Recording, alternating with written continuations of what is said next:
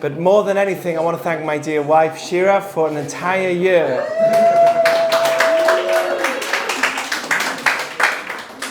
It all seems, you come here and you see a nice house, and it all seems nice, but there's a whole world that goes on behind. And I'll just tell you an example of today. My son comes back from school and his whole ear is literally double the size. So we get, of course, very nervous. And like I've mentioned in the past, I shouldn't, but I did. I searched online. And immediately between that, getting here ready, doctor, and then Shira's also organizing a trophy for the parent. You don't mind if I say all this? So the kids wanted to do something for their teacher, and all the kids in the class said, let's do something for the teacher. And Debbie's idea was to make a trophy because the teacher doesn't need anything. And whatever we give each kid together, a few dollars is not going to give enough for the teacher to buy a handbag, or whatever. So they said, let's give her a trophy. So Shira said, okay, fine, we'll organize it. And she organized it. Then it was for Ruti's class also. So basically, she's been busy with that as well. So, an hour before this class, I was feeding the kids and she was running off to the doctor and at 7 o'clock. And by the time there were already people here and Shira just slipped in from the back. So there's a lot that goes on and we never want to cancel. That's our thing. We definitely have to sometimes, but we never want to cancel. We want to make it consistent and always available so that even if someone's not coming, in the back of their mind, Ashlet is happening. And it has an effect on a community. It's somewhere that everyone knows they can come. And it's been an entire year. So thank you, Shira, for everything. Yeah.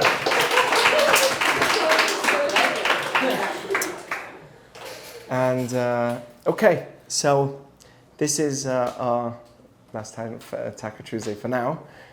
For us, it's going to be very quick because we're going to Israel and then England as well to visit my family. So actually, I don't think it's going to feel like we were away for long, but maybe for everyone else. But it would be that I feel we're away from you because we're not with you a lot of times, so that would happen. Okay, so I do want to speak about some ideas related to what we've been learning till now. We're on a series of studying Pirkei Avot, and I want to touch it in based on what I'm learning now and seeing in the text, the idea of blaming God as opposed to taking responsibility. And this is, of course, a big problem where things don't go well for me.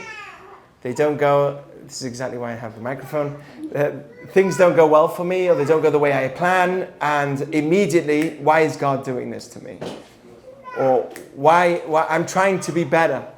I'm trying to be good, and this is not going the way I want it to. So that is a typical kind of thought that a person can go through. And I want to fix that, especially when it comes to work or dating. It doesn't go the way I want, and instead of turning inwards, we turn outwards and sometimes even to God, which is wrong. Because we need to take responsibility first. It says in the Talmud that whenever you see things are not going well for you, first look inward, then you look and you pray and you say, okay, I want to improve, and you do teshuvah, and you see where you might be wrong. And then if you still see it doesn't work, then you can look to God and say, okay, I know it's coming from a good place. But before you actually look upwards and say, okay, maybe there's a plan here, you need to look inward and say, maybe there's something I need to fix. And especially with dating. Many people are having it very, very hard. And of course, sometimes it's beyond our help, it's beyond our ability, it's beyond our hands and what we're trying to do. Our hishtadlut, our effort. A lot of times it is beyond our effort.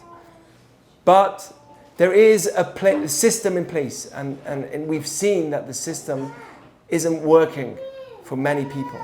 If you look in a certain community and you see that for many people it's not working, there's something inward that we need to ask in order to make sure it works. Okay, guys, are you following, or the baby's crying? Yes? Both? Okay, good. That's exactly what I thought. Look inward first and then outward, and that makes sense, but at the same time, everything that is within you and everything that is responsible for composing who you are as a human being, that is all a product of Hashem too, right? So in a way, everything goes back to Hashem anyway. True, but that's beyond. It's true that everything is from God at the end of the day, and everything, including all my decisions, and right. But there is part of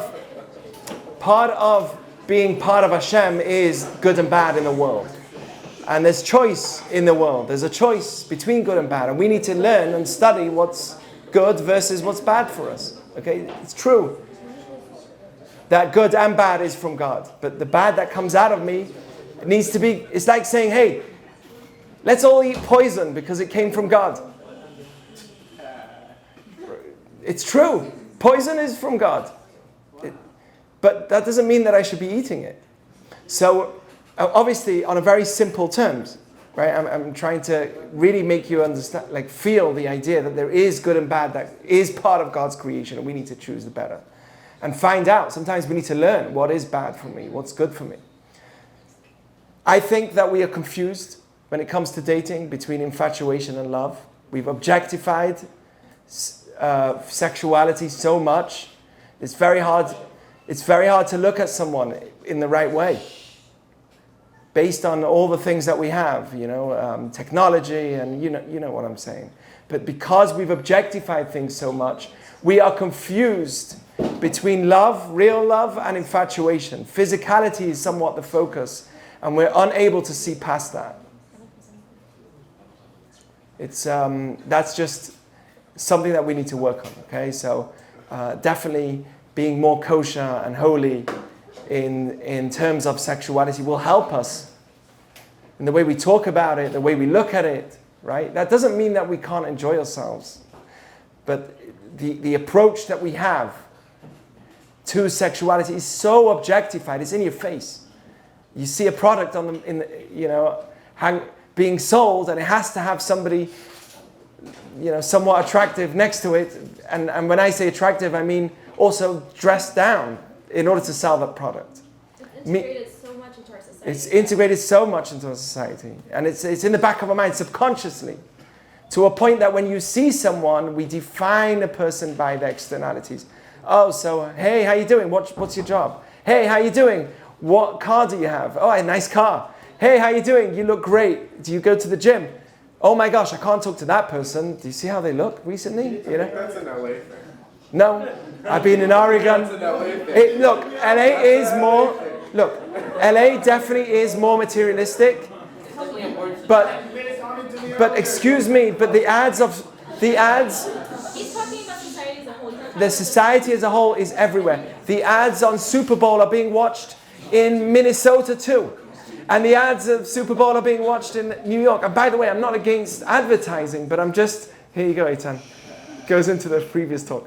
But I'm not against advertising, but I'm just saying how it's so subconscious in our mind that, we associate things with people and also bodies and types with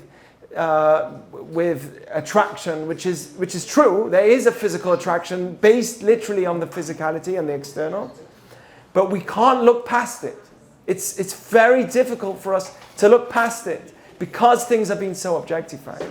So that's a very perfect example where that's something that's instilled upon us, and if we don't work on it, it's going to make dating a lot harder. A lot harder. We could turn away the right people just by the way they look we look up someone, we say, what's her name? Oh, okay, Stacy. No one here is called Stacy. Stacy, let's search her up. Nah, forget it. Why? Just because of a profile picture? That's not good enough. Sometimes people make their profile picture look a lot better. And sometimes people look a lot nicer in real than they do on some kind of picture that they put up. Anyone disagree with me? No, I agree 100%. Okay, yes. Any thoughts? You are one of them. Right. It Yeah. is like a biological thing though, to have that, we have biases, discriminatory lenses that we use, obviously they're not all correct. My question is it bad to have that feeling, or you just have to overcome it? Absolutely not.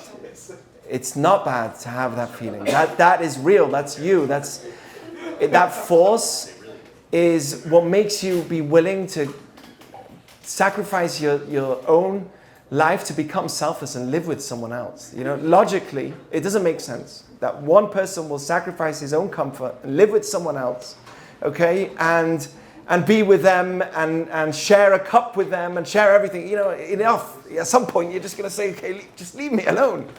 But it's the physicality and the attraction that makes us, it's the glue factor. So it's the factor that brings us there. But to define everything by that is such an issue. It's such a problem. It's exactly like food.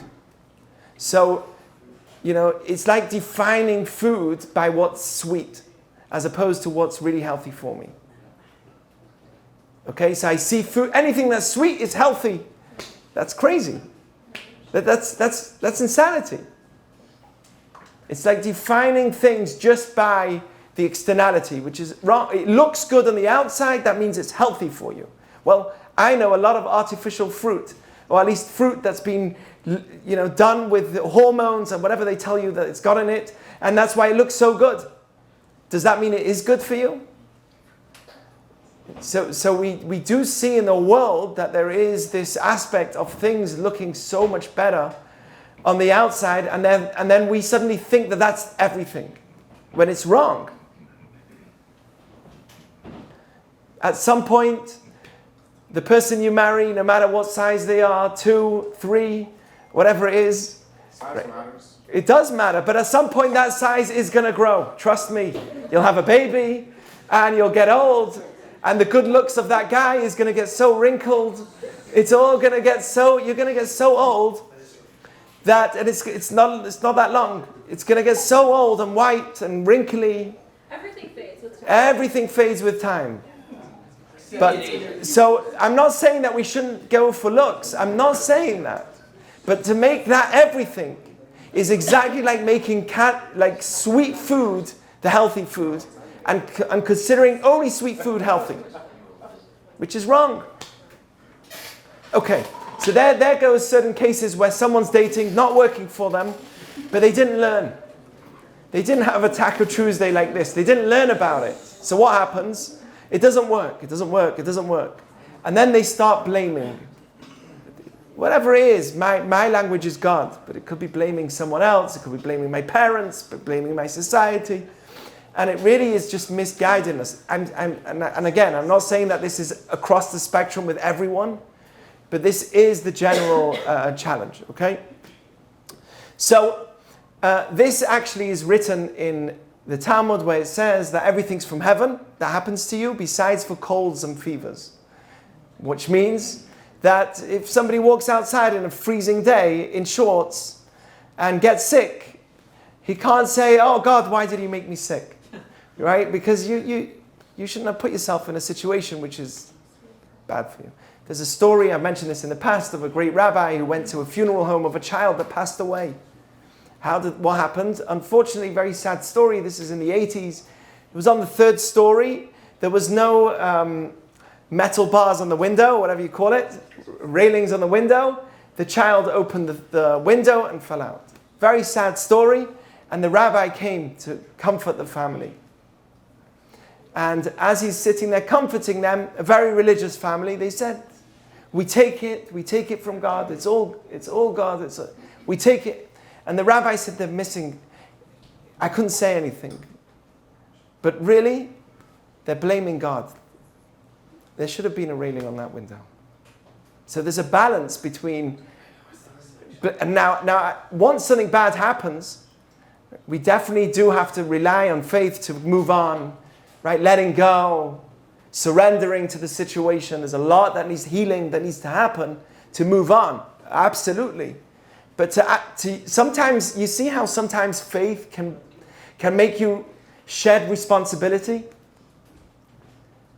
Which is very interesting, because Judaism says faith is all about taking responsibility. But we have to be very careful not to shed the responsibility by using the sense of faith. A great sign of someone shedding responsibility is only when bad things happen. Then they start talking about God. When things are going well, who is God? I don't need him. What? I don't believe in it. Stupid idea. What is this concept? Suddenly when things start not going right, you start thinking, you ask questions about whether there's an existence of it or not. Okay. I don't want to talk too much God because some people might get upset with me. Yeah, hey, what's going on? Yeah. I see a lot of people, Jewish people, who are very successful, yet they don't follow all the mitzvot, if not doing like really bad things according to, Judaism. And I don't want to say that's not really related to me, but I guess part of me, I don't think it's actually motivated by jealousy, but I'm questioning why is that? Why God, give these people so much success, happiness, when they have so much Judaism responsibility, Jewish responsibility they don't follow, yet is expecting from other people to follow this expectation, they don't get all the success and happiness. So what's your answer for that? There's a bunch of answers to that question, but the very first one is, and this is a general question, why do evil people prosper? How can it be? Not only within Judaism, but in all areas of life. How can it be? We wouldn't call everyone or people evil, but there are real evil people. Let's ask this question even stronger, right? People that are really out there to do bad, and they succeed. How can it be? So to answer that question in multiple ways is that one is that it's specifically to allow us to remain in the world of free will, which means that they won't prosper in the long run, and we've seen that throughout history. Evil never won. So in the long run, they won't prosper, but in the short term, they will, to allow us to be in a world of free will. Imagine every good person succeeds and every bad person fails. Would anyone want to be bad? You steal money, immediately you lose money in your account. If you give charity, you triple your account. It's a great policy to have, just give money, keep giving charity, you'll do well. So in order for the world to remain in a place of free will, we don't have clarity between good and bad, okay? That's the first answer. The second answer is that there's an afterlife. That means that a lot of times people get their good in this world, which is very, very momentarily, it's very short-lived. And that is because that's what they want. They don't want spirituality, so they want this world. So on a deeper philosophical level, on a Kabbalistic level, the answer to the question is they're getting all their reward here. But once they leave the world, they're not interested in spirituality, so they don't get what we would call a spiritual reward. Okay, whatever that means, okay? But they won't get that because they're choosing to take it in this world. Okay, any other questions? Yes? Can you talk a bit more about the afterlife? About the afterlife? That's another whole... I could. So what happens if you sin too much? Is there a good afterlife? No. There is responsibility for all your actions. Absolutely. So we definitely believe. So if you sin like half your life, and then the next half of your life, you do good deeds. So are you going to heaven or you're not going to heaven? Not only do you go to heaven, but the bad that you did, if you come back with good intentions and you do it with love and you say I'm sorry and you really mean it, the bad you did is considered as a mitzvah also. How about that? So you go to heaven. Yeah, absolutely. To the greatest of places. Gadol בעלי תשובה, במקום שבעלי תשובה עומדים, אין צדיקים גמורים יכולים לעמוד. Anyone can translate that?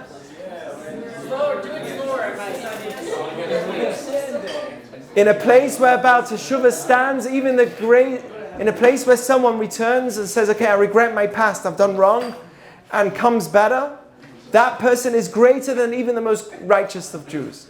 The most righteous of people. Okay. Yes. Well, about the afterlife, I'll just say that take a seed and you put it in the ground. The seed eventually disintegrates and comes into nothing.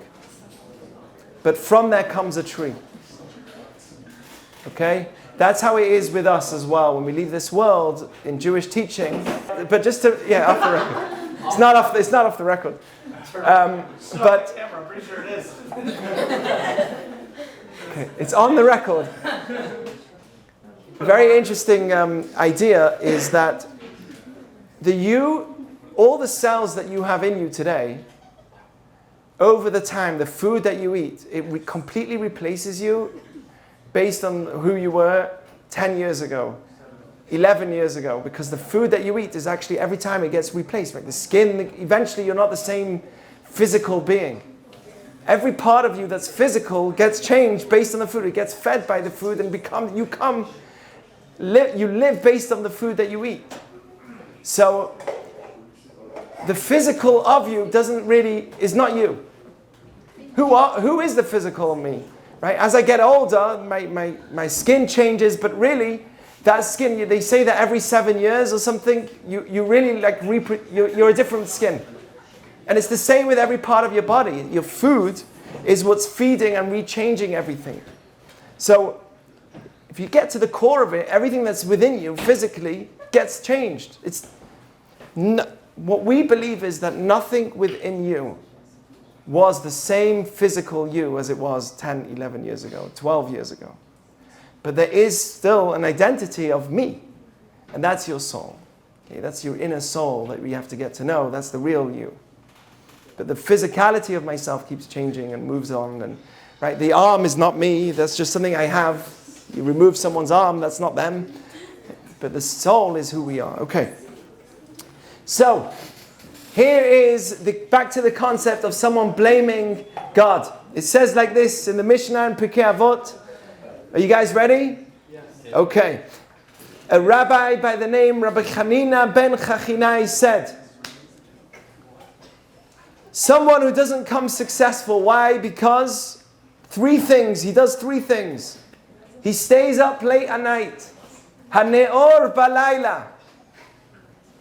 Someone who stays up at night, sleeps in the day, stays up at night. Why? Rabbi, but maybe his job is in the night. That's not what I'm talking about. That's not what he's saying.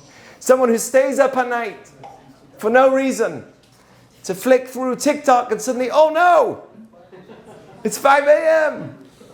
Okay? V'hamalech baderech hayechidi. Somebody who goes in areas that are dangerous alone. Or this can be translated as someone who lives alone, doesn't live with people. A complete introvert to the highest accord. And somebody hamefaneh libo levatala, who has time in his hands, not working, made some money, he's got time, he's free, but decides to just burn it. Hamefaneh libo levatala, takes his heart and just burn time. What are these three things you're listing? These are three different things that a person can do. And he's going to tell me that that's something that you are accountable for. If someone does these things and is not successful, or hurts himself by being alone for hours on end, maybe in the forests for walking, and puts himself in danger, you can't say, hey God, where are you? Why are you not helping me? Why am I not successful? Because these three things are up to you. If you have time in your hand, don't waste it. If you have a night to sleep, sleep it. It says David HaMelech used to wake up the morning, which means that the ideal way is to sleep and wake up before it gets light. That's the ideal personality. It's someone who gets up before it gets light. I'm talking to myself, I wake up late too. So yeah. When I say late, it's like 6:30 or something. We have very different definitions of late. Oh, okay. Well, for me, that's late. Based on taking my kids and the amount of things I have to do, I try to get up earlier. Okay. So there are three things.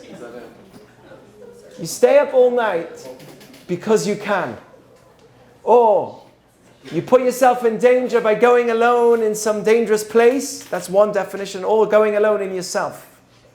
And then you say, okay, why is no one helping me? You ever had this? You don't do anything, and you say, why is no one helping me? Why is there no community? Excuse me? I've had this before.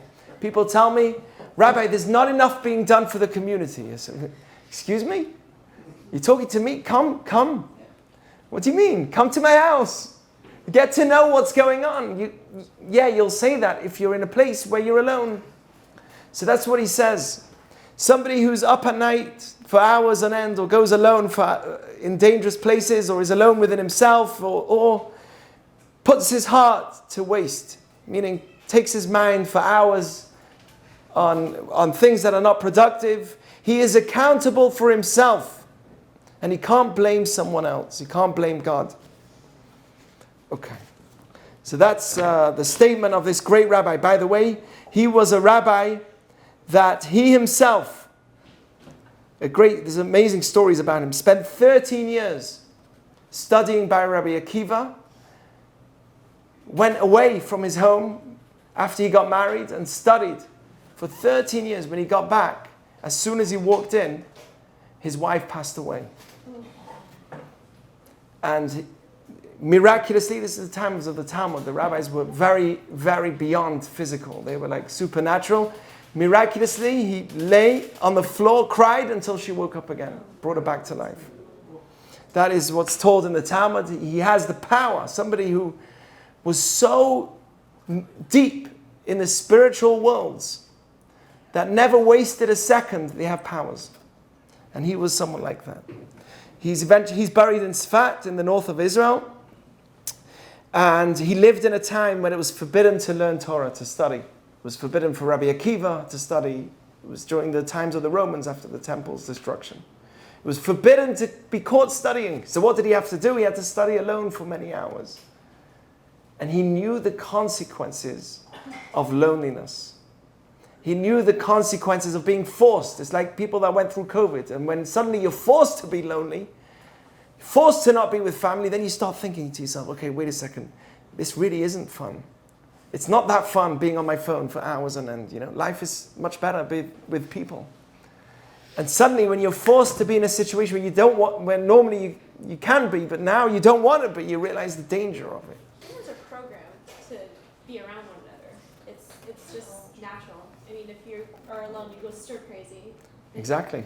And look what happened in COVID. I think that the dangers, as much as they were talking about COVID and the vaccines and whatever, the dangers of loneliness and the dangers specifically for singles in terms of being without family or connection was way greater than the danger of COVID. I think I really believe that.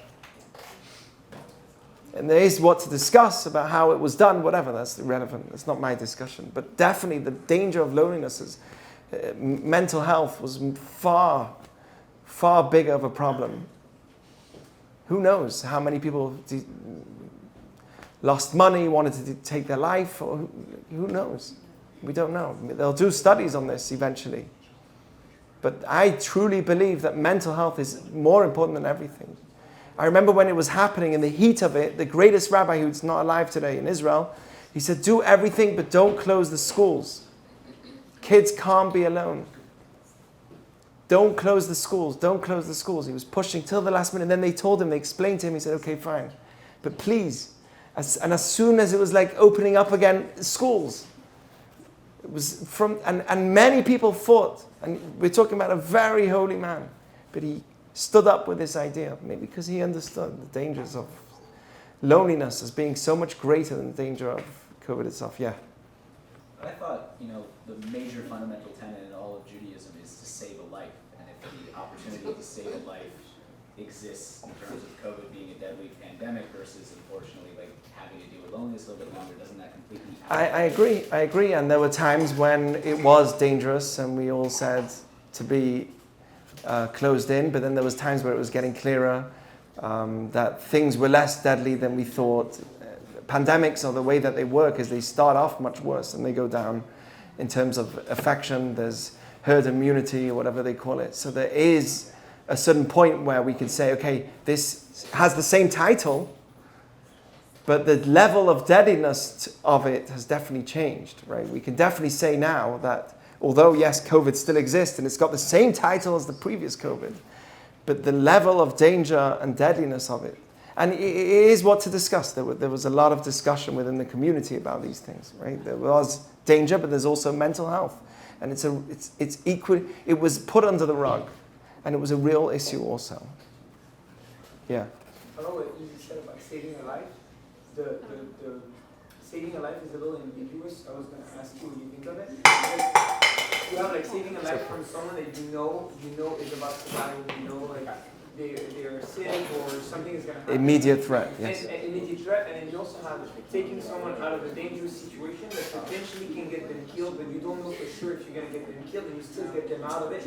Would you still say that even if you don't know if they were going to die, you're still saving them or not? It would definitely go into probably go into a different category. It's like someone who's smoking. Okay, I'm just giving the other side of it. I agree with both of you, meaning with Izzy as well. There were many rabbis that also said that we need to be closed up, and so there was both sides. But I'm just saying that once you know that like smoking a cigarette is forbidden theoretically, but it's not. It's not halachically. There's no halacha, even though we know that smoking is going to kill you. If it was, my dad wouldn't have done it. Yeah, well, For years. even though we know smoking is going to kill you, according to Jewish law, it's not part of the law saying that it's absolutely forbidden. You're not allowed to kill yourself. You're not allowed to hurt yourself. But there are different levels which are not an immediate threat to a person where we wouldn't consider that as, yeah. But in Judaism, throughout history, Jews have always been very secluded, I would say, in the past 1,000 years. Only I would say the past century have Jews really dispersed to be in other areas and to be crowned as Jewish. Do you think that they back then, keeping such a close-knit community and not moving at all was a healthy thing, or they maybe should have done a little bit more to kind of brand? I mean, obviously they couldn't for the Brahms and all that stuff. Right. To at least get it to be a little bit more open. So, I don't know. yeah, so the answer to your question is actually, after a lot of research that's been done, and there's a whole class about anti-Semitism on this, there was both. There were always people that said we need to integrate more with society, blend in a little. During the Spanish Inquisition, in Germany also, they called Berlin the New Jerusalem. There were people that really wanted to get out of where they came from and integrate more. So there was always, you see that Jews were involved in art and politics and throughout history. So there was always a mixture within the community, both with the right mindset to integrate and be accessible and good to the society in terms of actually connecting with them, teaching them the Sheva Mitzvot B'nai Noach, the 7 laws of Noah, which are important to teach society as well. And also there were people that said, no, let's be closed off, not get in any way connected to the non-Jewish world so that we can stay strong with our values and not be influenced. There's still a mixture today. Yes, so there is both. And you should know that it's never really helped either way. So there are those that said, let's completely integrate and forget, but they pointed us out. There's a story in the Holocaust of a priest that the Nazis came in, they said, your father's Jewish or your grandfather's Jewish, we don't care if you're a priest, you're Jewish. And he said, no, I'm a priest. So they said, yeah. They took out a Torah, they put it in front of him because that's what he grew up with. And they said, stand on it. Stand on it. And he couldn't do it. And that's how they took him. So you see that no matter what happens, there were always those Jews that said, okay, let's integrate more, be apologetic for myself. Why should I be apologetic for Judaism? Be apologetic for Judaism, but then embrace every other people? There's an argument against that. Why should I apologize for my Jewishness, for who I am? There are many people that are very accepting of different religions and groups. But, our own, not always. It's interesting. There was a friend of mine he came here, Steve Eisenberg. He was telling me on the phone that he went to Dubai and they went to Abu Dhabi and different areas. And there were times where the women were told that they have to dress modestly because, that's the law in that area, in those places. He said not one person said a word. He said that that's what they want. Everyone, people even bought Arabic clothing. They really blended in. He says, oh, when I go to Israel and I tell them we're going in a religious neighborhood, whoa, everyone does to me. He says to me, it's very different. When I go into a religious neighborhood, why? What is this? These Orthodox Jews, religious Jews, they're very into modesty.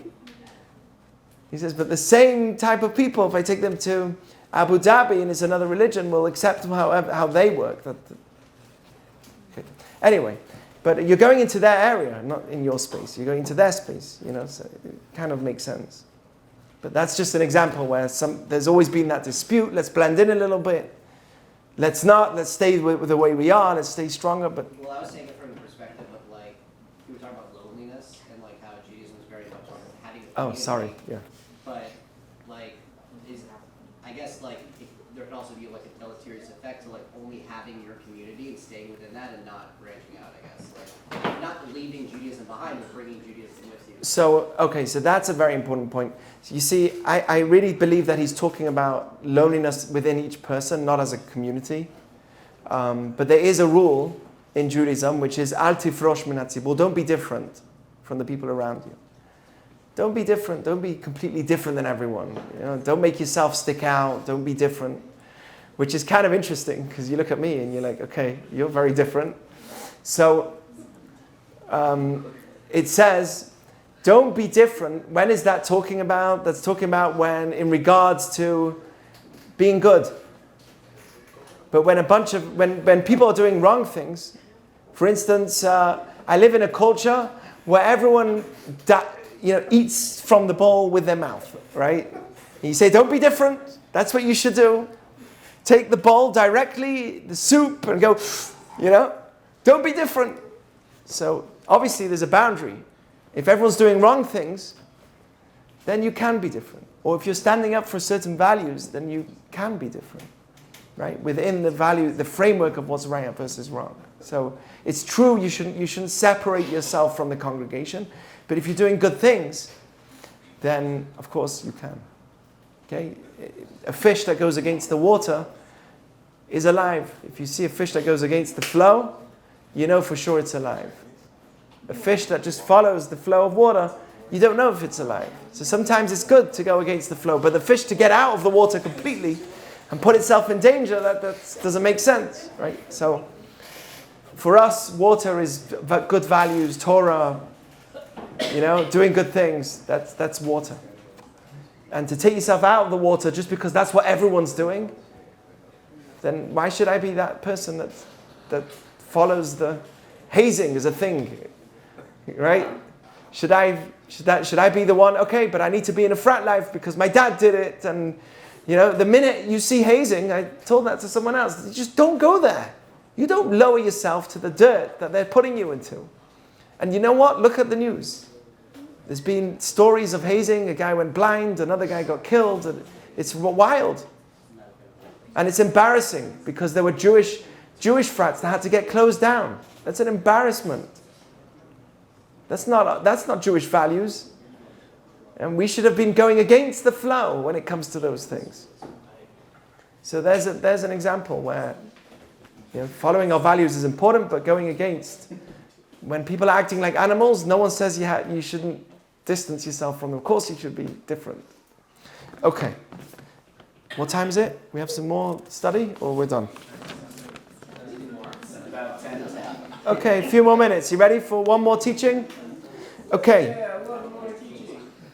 Getting rid, another teaching is Mishnah number 5, and I want to connect it to the idea of getting rid of anxiety and worries. In 2 areas we worry about. One is money. Is that what you're going to say? Work, okay, money. That's on our mind. Okay, dating is definitely one. He doesn't mention it here, but dating is definitely a thing. Family and the idea of family. Another thing is government. So, maybe nowadays we think, okay, Biden gets anxiety? well, the government, whatever side you're in, you get anxiety. Whether you're on the side or you're not on the side, everyone's getting anxiety. You don't like him, you're worried that he's going to take over, you don't want this one. Some people are obsessed, it's like a love story. They're obsessed with politics. or they're obsessed with making money. How do I know if they're obsessed? They don't eat a meal without thinking of it. They wake up, it's like it says in Shir HaShirim, this is how we need to be with God. But people take it in the wrong direction. It says that Cholat ahava ani, I'm sick in love with God. That's what Solomon said. I am sick in love with God. And people get sick in love with other things also. So when I say love, what's love? When you're in love with someone, that's what Maimonides says. When you love someone, everything you do is in their mind. Oh, what would she do if she's next to me? What would I? Oh, I'm eating this food. Hey, what are you eating? Sick in love means when you wake up, when you go to bed, in the afternoon, it's all day, it's in your head. That's called sick in love. So in Judaism, we have some kind of relationship with God in that way, where we have to, or at least try, we work towards that kind of mindset, where everything I do, oh, life is amazing. Right? Tov v'chesed yidefuni kol yemei chayei. We need to be in a place, ideally, that I'm thinking that love and kindness is chasing me all day long. You might say to me, no way, there's no love and kindness chasing me. There is. I'll tell you there is. Your heart is pumping, your life is healthy, your body is healthy. Do you know how many times you could have got sick but you didn't? And you have a family and a parents that care for you, and you might tell me, no, I don't, but if you really think about it, there's so much love in the air. So much. It's mind-blowing. But we don't think about it. We think about what we don't have. We think about what we're lacking. We think about what we're missing. But in an ideal world, cholat ahava ani, that's the ideal world where someone says to himself, I am sick in love. Like there's so much good coming in my life. It's like insane. And I'm not talking about somebody who's full of good fortune. I'm talking about someone who chooses to look at his life in a positive light. And there are ways of doing that. For instance, blessings when you eat, when you go to the bathroom. We have a blessing for everything. When you start realizing and consciously thinking about what's going on in your body every day, you start coming a lot more appreciative of your life. You start saying, wow, this life is full of love that I never even saw. So that's the ideal world. An ideal world as a Jew, which by the way means thank you, is to come to a recognition that there's tremendous amount of love coming around you. And it's constantly on your mind. Constantly. Like, okay, yeah, that guy was rude to me, but you know what? He had a bad day. And you're able to judge favorably, give benefit of the doubt. Like everything's at a different world, like a different dimension. It's all here, and we can change that dimension completely. So it says that somebody who's obsessed is when he's thinking about something all the time, can't get it out of his mind. And you tell me, is it healthy to always be thinking about work non-stop? Is that all there is in life? You wake up, work. You go to bed, work. Oh, I didn't send an email. Get up, take your phone. You don't even get it up. It's next to your bed. Your work is in your phone, it's in your life, it's in your face all the time. It's not healthy.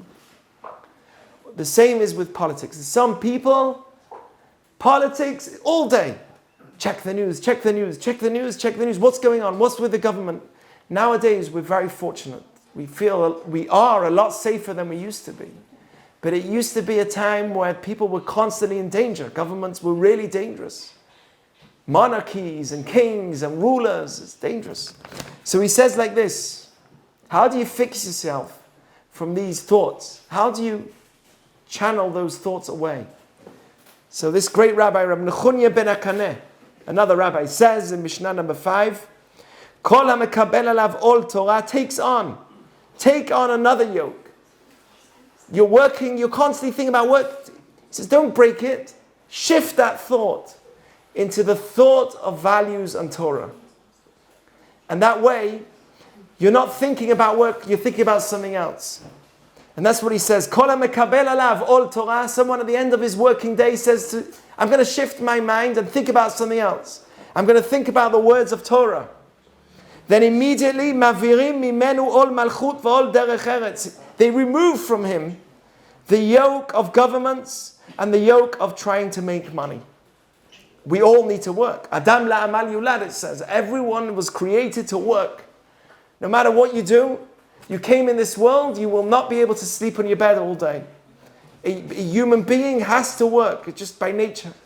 The question is, what are we filling our brain with? And the rabbis say that if you don't fill it with good stuff, it will be filled with politics, and you don't want that to happen. If you don't fill it with good stuff, it will be filled constantly with the idea of making money. You don't want that to happen.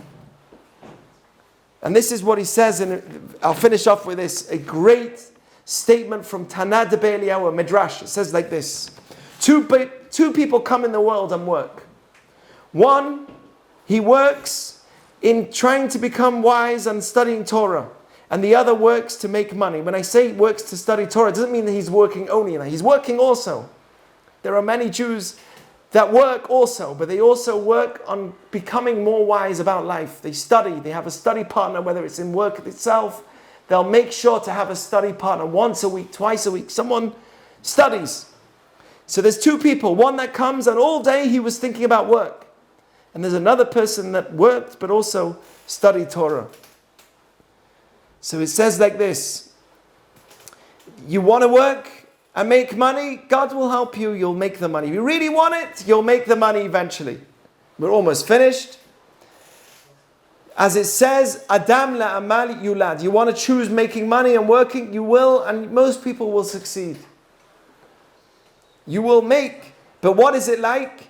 It's like a big jug, a big barrel of water filled with water. And eventually you fill it, and then it falls, and all the water comes out. Why? Because eventually a person leaves this world. But he says, but somebody who adds in his life good values and Torah study and becoming a better person, then he gets also his work. His work will work, and he'll receive also reward. As it says, Nefesh amel amela lo. Someone who works for his soul, he's working for himself. Why? Because his mouth is helping himself. His work that he's putting in, his investment in terms of wisdom, is helping himself. What's he like? That person's like a patio door that everyone walks on. I'll explain what it means. Or a beam, a very narrow bridge. That person's like a narrow bridge that everyone has to walk on. Or he's like a tree that's in the desert. And everyone runs to get shade from that person. And he's also like a candle that gives light to many, many people, not just to himself. So the guy that works, he fills his barrel with water and eventually leaves this world, the water goes.